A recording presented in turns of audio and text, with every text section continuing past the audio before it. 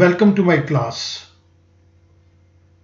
In this video lecture, we will talk about Information Technology Act 2000.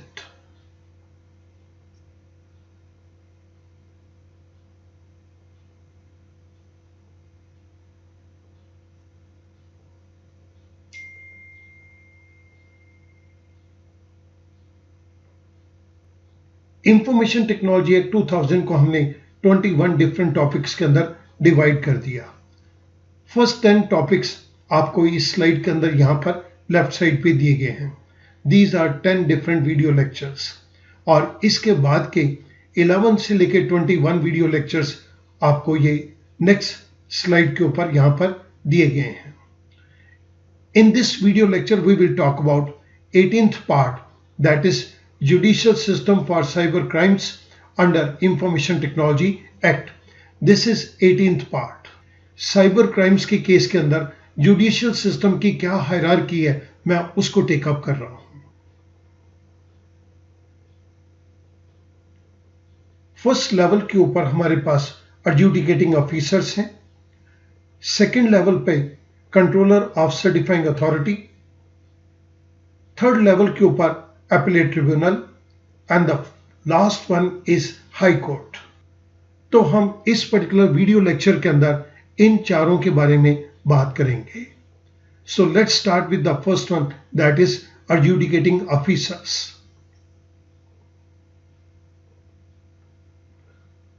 This is the first point, adjudication on contraventions by adjudicating officer. Adjudication means to decide upon, किसी चीज के ऊपर अपना निर्णय देना, अपना decision देना। So adjudication on contraventions by adjudicating officer. Adjudicating officer कुछ contraventions हुई हैं, उनके ऊपर अपना जजमेंट देगा, अपना डिसीजन देगा। Section 46 provides that sometimes it becomes necessary to find out whether any person has committed a contravention of any of the provisions of this act or of any rule or regulation, direction or order made thereunder which renders him liable to pay penalty or compensation. The central government shall appoint an officer to be known as adjudicating officer AO for holding an inquiry in the manner prescribed by the government. कई बार ये जानना बहुत जरूरी हो जाता है, क्या किसी व्यक्ति ने इस एक्ट के प्रोविजन को मानने के अंदर वायलेशन करी है, क्या किसी रूल को तोड़ा है, किसी रेगुलेशन को तोड़ा है, या कोई डायरेक्शन या ऑर्डर दिया गया था जो कि उसने नहीं माना। अगर उसने कुछ ऐसा किया है तो उसे हम जिम्मेदार बना देंगे पेनल्टी या कंपनसेशन पे करने के लिए। इसके लिए सेंट्रल गवर्नमेंट एक व्यक्ति को अपॉइंट करेगी which is known as adjudicating officer. ये एडजुडिकेटिंग ऑफिसर इंक्वायरी होल्ड करेगा क्या किसी व्यक्ति ने कोई वायलेशन इस एक्ट के अंदर करी है या नहीं करी, और ये इंक्वायरी वो उस प्रकार से होल्ड करेगा जिस प्रकार से गवर्नमेंट कहेगी। Qualifications of adjudicating officer. Such officer shall not be below the rank of a director to the government of India. वो गवर्नमेंट ऑफ इंडिया के अंदर डायरेक्टर रैंक से कम का व्यक्ति नहीं होगा। And he shall be N equivalent officer of state government, और state government के अंदर भी वो डायरेक्टर रैंक के लेवल का ही व्यक्ति होना चाहिए। In addition to this he must possess prescribed experience in the field of IT and legal और जुडिशियल एक्सपीरियंस। वो डायरेक्टर के रैंक का तो व्यक्ति है, इसके साथ साथ उसके पास आईटी से रिलेटेड भी एक्सपीरियंस होना चाहिए और उसे लीगल या जुडिशियल एक्सपीरियंस होना चाहिए। Jurisdiction of adjudicating officer. The adjudicating officer appointed under section 46 subsection 1 shall exercise jurisdiction to adjudicate matters in which the claim for injury or damage does not exceed rupees 5 crore. Adjudicating officer जिसको हमने section 46 subsection 1 के अंदर appoint किया है, इसकी authority के अंदर वो सारे मैटर्स आएंगे जिसके अंदर क्लेम 5 करोड़ से ज्यादा का नहीं है। इट मीन्स वो सारे मैटर जिसके अंदर क्लेम फॉर इंजुरी और damage it does not exceed rupees 5 crore, वो सारे के सारे मैटर एडजुडिकेटिंग ऑफिसर के दायरे के अंदर आएंगे। But the jurisdiction for claim exceeding rupees 5 crore shall vest with the competent code. अगर कोई डैमेजेस या क्लेम फॉर इंजरी 5 करोड़ से ज्यादा का है तो वो कंपिटेंट कोर्ट के अंदर जाएगा, उसको एडजुडिकेटिंग ऑफिसर हैंडल नहीं करेगा। This was inserted in IT amendment act 2008। Section 46 subsection 2 reasonable opportunity. The adjudication officer shall give to the accused person a reasonable opportunity for making representation in the matter. Adjudicating officer दोषी व्यक्ति को एक reasonable मौका देगा ताकि वो अपनी बात को कह सके। If he is satisfied that the person has committed the contravention, he may impose such penalty or award such compensation as he thinks fit in accordance with the provision of that section. Adjudicating officer को अगर ये लगता है कि एक व्यक्ति ने कॉन्ट्रोवेंशन करी है, वायलेशन करी है, तो उस केस के अंदर एडजुडिकेटिंग ऑफिसर उतनी पेनल्टी या अवार्ड इंपोज कर सकता है जो उसे लगता है कि उस सेक्शन के अंदर उचित है। Section 46 subsection 4 more than one adjudicating officer. Where more than one adjudicating officers are appointed, the central government shall specify by order the matters and places with respect to which such officers shall exercise their jurisdiction. जहां पर एक से ज्यादा adjudicating officers को appoint किया गया है, वहां पर सेंट्रल गवर्नमेंट ये बतला देगी कि ये एडजुडिकेटिंग ऑफिसर किस किस पर्टिकुलर एरिया के अंदर और किन किन मैटर्स को डील करेंगे। Powers of adjudicating officer. According to section 46 subsection 5, it provides that every adjudicating officer shall have the powers of civil court, such as to कोई भी adjudicating officer है, ये उस तरह से काम करेगा जिस तरह से एक सिविल कोर्ट काम करती है। इसकी पावर्स भी सिविल कोर्ट की पावर्स के इक्विवेलेंट हैं। फॉर एग्जाम्पल, समन विटनेसेस, गवाहियों को अपने पास बुलाना, एनफोर्स देयर अटेंडेंस, उनको आने के लिए कंपेल करना, examine them on oath, witnesses को ओथ पेपर साइन करने के लिए कंपेल कर सकता है। And all proceeding before it shall be deemed to be judicial proceeding. Adjudicating officer के ऑफिस के अंदर जो कुछ भी काम होगा ये माना जाएगा कि जैसे ये जुडिशियल प्रोसीडिंग है, कोर्ट की प्रोसीडिंग्स है। He shall exercise the power of a civil court, ये सिविल कोर्ट की सारी पावर्स को एक्सरसाइज करेगा। Section 47 provides that while declaring the quantum of compensation, the adjudicating officer shall take into account the following factors. Section 47 के accordingly जब adjudicating officer किसी व्यक्ति के खिलाफ कंपनसेशन का ऑर्डर पास कर रहा है, एडजुडिकेटिंग ऑफिसर ऑर्डर पास करने के वक्त कुछ फैक्टर्स को नोट करेगा। First point, the amount of gain of unfair advantage wherever quantifiable. Adjudicating officer ये देखेगा इस व्यक्ति ने कितना अनफेयर एडवांटेज लिया है और जहां तक पॉसिबल होगा वो उसको क्वांटिफाई करने की कोशिश करेगा। B point, the amount of loss cause to any person as a result of the default. एक व्यक्ति ने आईटी एक्ट के अंदर कोई डिफॉल्ट की जिसकी वजह से किसी दूसरे व्यक्ति को नुकसान हुआ है, तो एडजुडिकेटिंग ऑफिसर उस व्यक्ति के खिलाफ कंपनसेशन के क्वांटम को फिक्स करने से पहले यह भी बात देखेगा इस व्यक्ति के द्वारा दूसरे व्यक्ति को कितने अमाउंट का लॉस हुआ है। And the last point, the repetitive nature of the default. Adjudicating officer quantum of compensation को फिक्स करने से पहले वो ये इस बात को देखेगा क्या ये डिफॉल्ट फर्स्ट टाइम किया गया है या इसकी रिपीटेटिव नेचर है।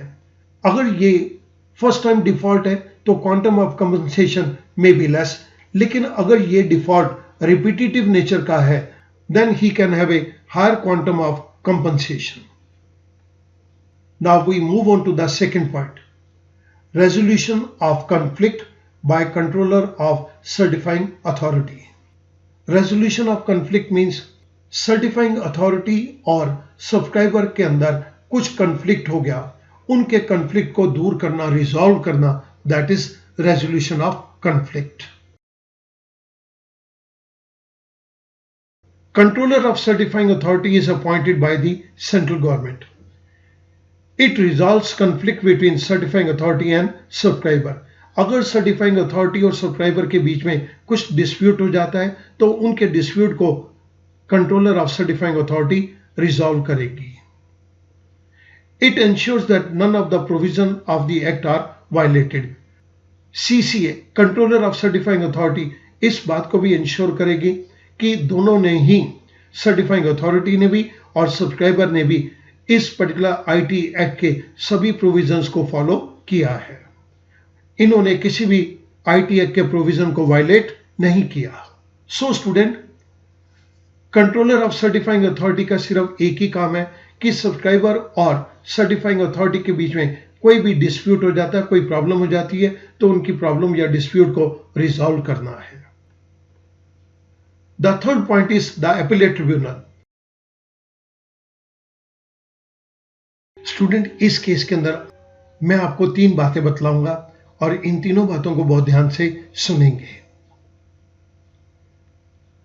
हमने आईटी एक्ट के अंदर साइबर अपीलेट ट्रिब्यूनल को बनाया. अपीलेट ट्रिब्यूनल का मतलब एक ऐसी कोर्ट जो अपील को सुनेगी. सिमिलरली हमने telecom dispute settlement and appellate tribunal को भी बना दिया. ये हमने बनाया telecom regulatory authority of India act के अंदर. बाद में हमने साइबर अपीलेट ट्रिब्यूनल को telecom dispute settlement and appellate tribunal के साथ मर्ज कर दिया और हमने इसको ये बोल दिया now this is appellate tribunal. So इन तीनों बातों को आप ध्यान रखेंगे. Cyber appellate tribunal IT act के अंदर बनाई गई. टीडीएसएटी, ये telecom dispute settlement and appellate tribunal telecom regulatory authority of India act के अंदर बनाई गई. बाद में इनको मर्ज कर दिया गया और इनको नाम दे दिया गया अपीलेट ट्रिब्यूनल. सो आईटी के अंदर जो भी अपील के केसेस हैं वो अब अपीलेट ट्रिब्यूनल के पास जाएंगे. अपीलेट ट्रिब्यूनल को हमने सारी पावर्स दे दी कि तुम अपील से रिलेटेड, आईटी के अपील से रिलेटेड सारे केसेस को टेकअप करोगे. Section 48 to 64 of IT act contain the various provisions relating to appellate tribunal. Now appellate tribunal shall be the appellate body where appeals against the order passed by the adjudicating officer shall be preferred. Adjudicating officer ने जो order pass किया है, अगर एक subscriber या एक party उसके order से सहमत नहीं है तो वह appellate ट्रिब्यूनल के अंदर अपील को प्रेफर कर सकती है. Civil courts have been barred from entertaining any suit or proceeding in respect of any matter which an adjudicating officer or tribunal is empowered to handle. हमारी कंट्री की जितनी भी सिविल कोर्ट्स हैं उन सभी सिविल कोर्ट्स को मना कर दिया गया कि आप कोई भी वो केस टेकअप नहीं करेंगे जिन केसेस को टेकअप करने की पावर एडजुडिकेटिंग ऑफिसर या ट्रिब्यूनल को दी गई है. सो आईटी से रिलेटेड सभी केसेस एडजुडिकेटिंग ऑफिसर के पास जाएंगे या कंट्रोलर ऑफ सर्टिफाइंग अथॉरिटी के पास जाएंगे और उसके बाद अपीलेट ट्रिब्यूनल के पास आएंगे. इंडिया की कोई और सिविल कोर्ट आईटी से रिलेटेड केसेस को टेकअप नहीं कर सकती. Now this is very important. जो अपीलेट ट्रिब्यूनल ने अपना ऑर्डर या डिसीजन पास किया है, अपीलेट ट्रिब्यूनल के डिसीजन को सिर्फ हाई कोर्ट के अंदर ही चैलेंज किया जा सकता है. इट मींस अपीलेट ट्रिब्यूनल के द्वारा दिए गए ऑर्डर या डिसीजन के अगेंस्ट अपील सिर्फ हाई कोर्ट के अंदर ही की जा सकती है. स्टूडेंट, अब मैं यहां पर आपसे कुछ बेसिक बातें करूंगा. What is appeal? स्टूडेंट, मैंने अपील वर्ड को बहुत बार यूज किया. मैं यहां पर आपके सामने अपील वर्ड को एक्सप्लेन कर रहा हूं. अपील एक रिक्वेस्ट है made by the aggrieved party. Aggrieved party means दुखी पार्टी. जो दुखी पार्टी है वो रिक्वेस्ट कर रही है कि जो हमारे खिलाफ ऑर्डर दिया गया है उसको रिवर्स कर दो या चेंज कर दो. Appeals function both as a process for error correction and a process of clarifying and interpreting law. Appeals दो तरह से फंक्शन करती है.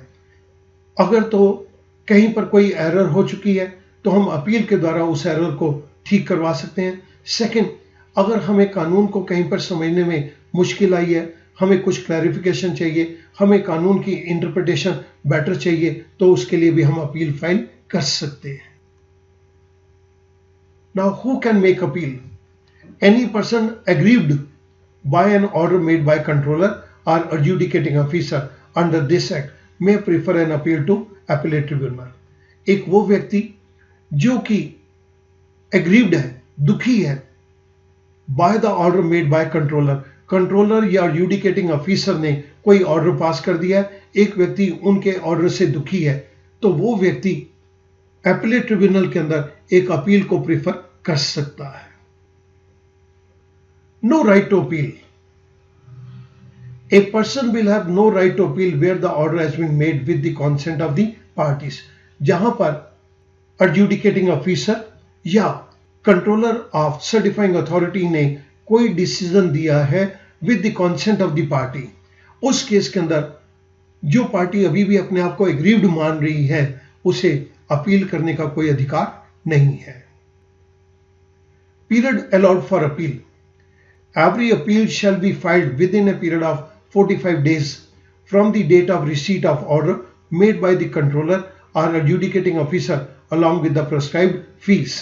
जिस दिन कंट्रोलर या adjudicating officer ने अपना ऑर्डर पास किया है उस दिन से अगले 45 दिन के अंदर एग्रीव्ड पार्टी एपीलेट ट्रिब्यूनल के पास अपील को फाइल कर सकती है with prescribed fees. However, the appellate tribunal may entertain an appeal after the expiry of stated period of 45 days if it is satisfied that there was sufficient cause for delay in filing an appeal.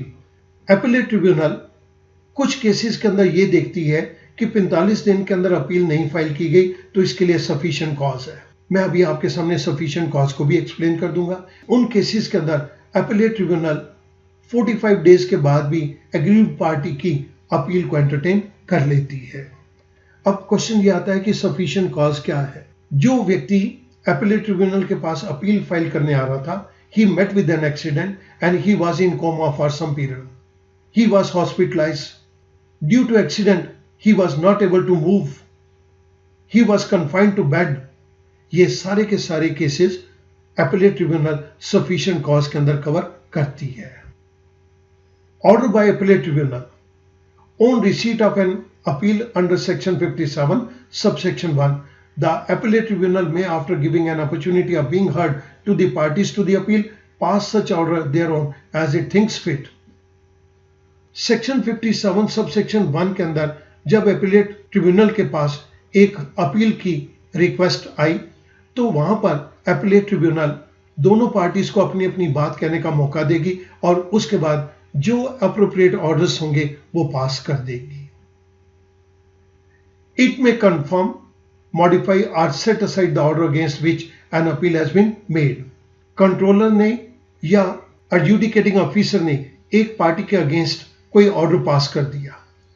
Appellate tribunal controller या adjudicating officer के order को confirm कर सकती है, उसको change कर सकती है या उसको कैंसिल भी कर सकती है। एपीलेट अथॉरिटी के पास एक अपील आई और एपीलेट अथॉरिटी ने उसके ऊपर अपना ऑर्डर दे दिया। अपने ऑर्डर की कॉपी को ये पार्टीज टू द अपील को भी भेज देगी और अपने ऑर्डर की कॉपी को कंट्रोलर और एडजुडिकेटिंग ऑफिसर को भी भेज देगी। The time period for disposal of appeal. The appeal shall be dealt with by it as expeditiously as possible and endeavour shall be made by it to dispose of the appeal finally within 6 months from the date of receipt of the appeal. Student, expeditiously means जितनी तेजी के साथ हो सके। Endeavor means जितने efforts लग सकते हैं। Appellate ट्रिब्यूनल के पास एक अपील आई, Appellate ट्रिब्यूनल उसको बहुत तेजी के साथ अपने सारे एफर्ट्स लगा के उस अपील को डिस्पोज ऑफ करेगी within 6 months from the date of receipt of the appeal. Section 58 subsection 1 Procedure of Appellate Tribunal. The Appellate Tribunal shall not be bound by the procedure laid by the Code of Civil Procedure 1908. Students, सबसे पहले मैं Code of Civil Procedure 1908 के बारे में आपको बतला देता हूं। इस Code of Civil Procedure के अंदर हमें ये कहा गया है कोर्ट के अंदर कार्रवाई कैसे चलेगी, किस तरह से केस फाइल किया जाएगा, किस तरह से विटनेसेस दी जाएंगी, कोर्ट का डिसीजन किस तरह से आएगा। हमने इसका एक प्रोसीजर बना दिया है, लेकिन एपीलेट ट्रिब्यूनल को इस प्रोसीजर को फॉलो करने की जरूरत नहीं है। जब ये इसके प्रोसीजर को फॉलो नहीं करेगी तो कानून ये कहता है it shall be guided by principle of natural justice. जिस तरह से ये मर्जी काम करे लेकिन उस तरीके से जस्टिस होना चाहिए। अगेन जो भी इसके काम करने का तरीका है ये उसके अंदर आईटी एक्ट को या उनके रूल्स को बिल्कुल फॉलो करेगी। एपीलेट ट्रिब्यूनल के पास पावर्स हैं कि ये अपने प्रोसीजर को खुद बना सकती हैं और इनके पास ये भी पावर है कि एक पर्टिकुलर केस की सुनवाई किस जगह पे की जाए ये उसको भी डिसाइड कर सकती है। किस जगह पे की जाए मीन्स किस स्टेट के अंदर की जाए, किस पर्टिकुलर ऑफिस के अंदर की जाए, it can decide. Powers of Appellate Tribunal. The Appellate Tribunal shall have for the purpose of discharging its function under this Act the same power as are vested in civil court. जो power हमारी country के अंदर civil court को दी गई हैं वो सारी की सारी पावर एपीलेट ट्रिब्यूनल को दी गई हैं ताकि एपीलेट ट्रिब्यूनल अपना काम भली भांति कर सके, अपने फंक्शन को डिस्चार्ज कर सके। फर्स्ट, एपीलेट ट्रिब्यूनल को अपने काम को करने के लिए इन पावर्स को दिया गया। समनिंग, ये किसी भी पार्टी को आदेश दे सकती हैं हमारे ऑफिस में आओ। Enforcing the attendance of any person, किसी भी व्यक्ति को यह कहा जा सकता है कि तुम पर्सनली हमारे ऑफिस में पेश हो। And examining him on oath, उस व्यक्ति को यह कहा जा सकता है जो कुछ कहना है रिटन फॉर्म के अंदर दो। B point, requiring the discovery and production of document और अदर इलेक्ट्रॉनिक रिकॉर्ड, किसी भी व्यक्ति को किसी भी पार्टी को ये कुछ डॉक्यूमेंट्स लेके आने के लिए कह सकते हैं, उनको डॉक्यूमेंट्स को प्रेजेंट करने के लिए कहा जा सकता है, उनको इलेक्ट्रॉनिक रिकॉर्ड पेश करने के लिए कहा जा सकता है। रिसीविंग एविडेंस ऑन एफिडेविट, कोई भी एविडेंस देना चाहता है तो हम उसको ये बोलेंगे कि तुम अपने एफिडेविट को फाइल करो। एफिडेविट एक शपथ पत्र है जिसके अंदर एक व्यक्ति जो कहना चाहता है वो उसको कह के अटेस्ट करवा के कोर्ट के अंदर सबमिट करता है। स्टूडेंट, मैं उम्मीद करता हूं कि कभी ना कभी आपने इस तरह के इन डॉक्यूमेंट्स को देखा होगा। पहले ये डॉक्यूमेंट्स हमारे पास कुछ इस तरह से बने हुए आते थे। आज की डेट के अंदर इलेक्ट्रॉनिक फॉर्मेट के अंदर हमारे पास ये एफिडेविट इस तरह से है।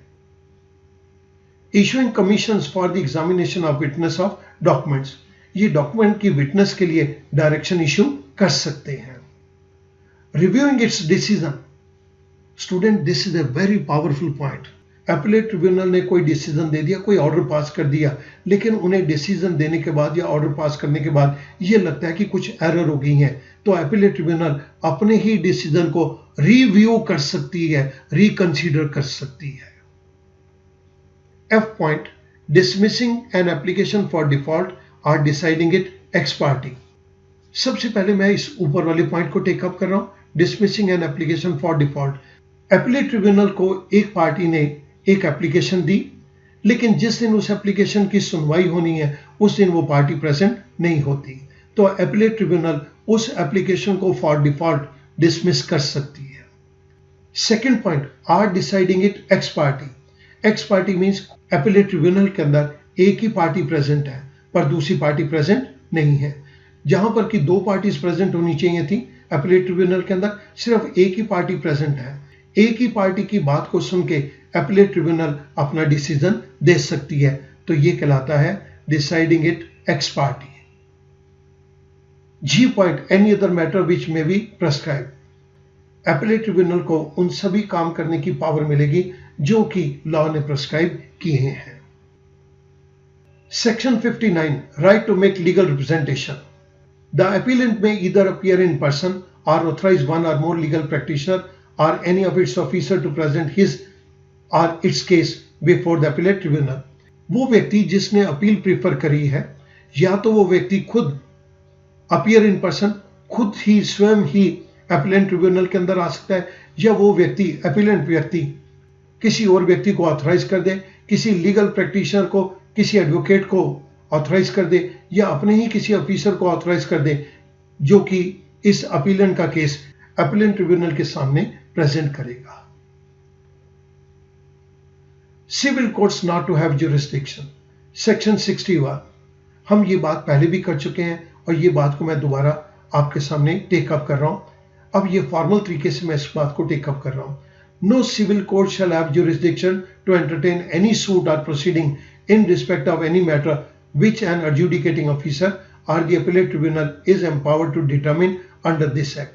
वो सारे केसेस जो adjudicating officer या appellate tribunal IT एक्ट के अंदर लेने के लिए अधिकार रखती है, उन सभी केसेस को इंडिया की कोई और सिविल कोर्ट टेकअप नहीं करेगी.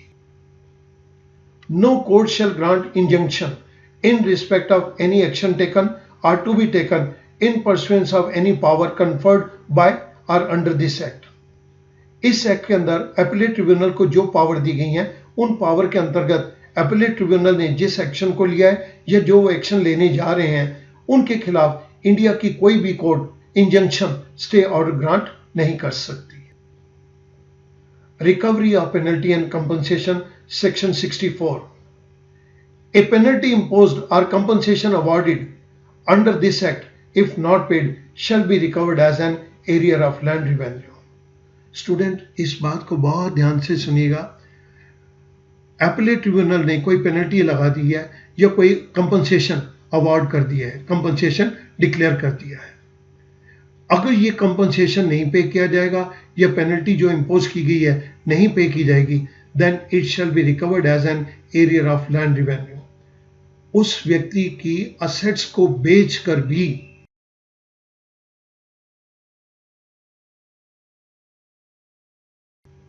and the license or the electronic signature certificate, as the case may be, shall be suspended till the penalty is paid. Student, मैं इस बात को दो हिस्सों के अंदर डिवाइड करूंगा.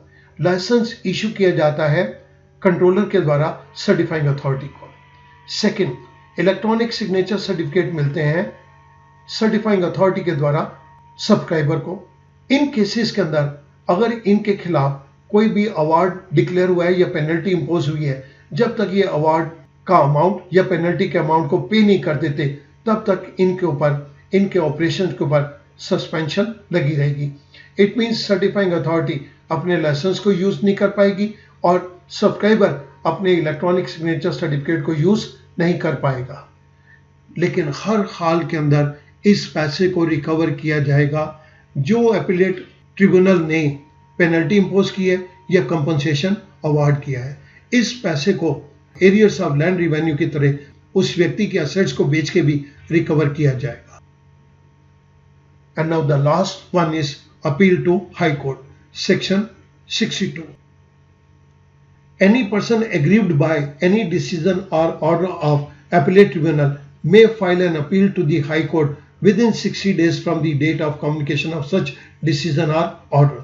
appellate tribunal ने कोई ऑर्डर पास कर दिया या कोई डिसीजन दे दिया, उस केस के अंदर जो भी पार्टी एग्रीव्ड है, दुखी है, जिसको ये लगता है कि ये गलत हो गया है, वो एपीलेट ट्रिब्यूनल के डिसीजन या ऑर्डर के खिलाफ अपील फाइल कर सकती है हाई कोर्ट के अंदर अगले 60 दिन के अंदर from the date of communication of such decision और ऑर्डर. अगर पहले 60 दिन के अंदर अपील नहीं फाइल की जा सकी, उस केस के अंदर the High Court may allow it to be filed within a further period of 60 days. High court इस केस के अंदर 60 दिनों के बाद एक और 60 दिन का टाइम दे सकती है. If it is satisfied, अगर हाई कोर्ट इस बात से सेटिस्फाइड है that sufficient cause prevented him from filing the appeal within prescribed period, पहले 60 दिन के अंदर अपील नहीं फाइल की जा सकी, अगले 60 दिन के अंदर अपील को फाइल किया जाए अगर हाई कोर्ट को यह लगता है कि sufficient cause present है. Sufficient cause means person was hospitalized, he was in coma, person was bedridden, person was not in his full senses, some natural calamity has taken place. ये सारे के सारे केसेस sufficient cause के अंदर आएंगे. उन cases के अंदर हाई कोर्ट पहले 60 दिन के बाद एक और 60 दिन का टाइम पीरियड ग्रांट कर सकती है. उस केस के अंदर पहले 60 दिन तो हमें कानून ने ही दिए हैं, दूसरे 60 दिन हाई कोर्ट अपनी डिस्क्रिप्शन पे प्रोवाइड कर सकती है. स्टूडेंट, अब मैं इस बात को यहाँ पे समराइज करूंगा. हमने जिन जिन चीजों को इस पर्टिकुलर लेक्चर के अंदर देखा, हमारे पास एक हायरार्की है. सबसे पहले एडजुडिकेटिंग ऑफिसर, उसके बाद कंट्रोलर ऑफ सर्टिफाइंग अथॉरिटी, उसके बाद हमारे पास appellate tribunal and the last one is high court. मैं इन चारों चीजों को आपके सामने यहाँ पे समराइज कर रहा हूं। कंट्रोलर ऑफ सर्टिफाइंग अथॉरिटी क्या काम करती है? ये सर्टिफाइंग अथॉरिटी और सब्सक्राइबर के बीच में कोई कंफ्लिक्ट होता है तो उसको रिजॉल्व करती है। कंट्रोलर इस बात को भी इंश्योर करता है सर्टिफाइंग अथॉरिटी और सब्सक्राइबर ने आईटी एक्ट के किसी भी प्रोविजन को वायलेट नहीं किया। Second point, adjudicating officer. It deals with contravention under the act. Adjudicating officer, अगर आईटी एक्ट के अंदर कोई कॉन्ट्रोवेंशन की गई है तो उसकी इंक्वायरी करेगा। इसके पास भी सिविल कोर्ट जैसी पावर्स हैं, लेकिन ये अपने पास 5 करोड़ तक के केसेस को टेकअप कर सकता है। किसी पर्टिकुलर केस के अंदर 5 करोड़ से ज्यादा का कंपनसेशन बनता है तो वो केस कंपिटेंट कोर्ट के पास जाएगा।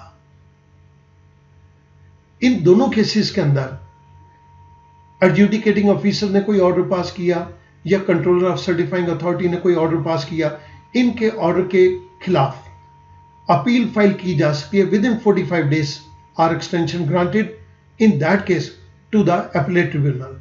एग्रीव पार्टी इन दोनों के डिसीजन के खिलाफ अगले 45 days के अंदर अपीलेट ट्रिब्यूनल के पास अपील प्रेफर कर सकती है।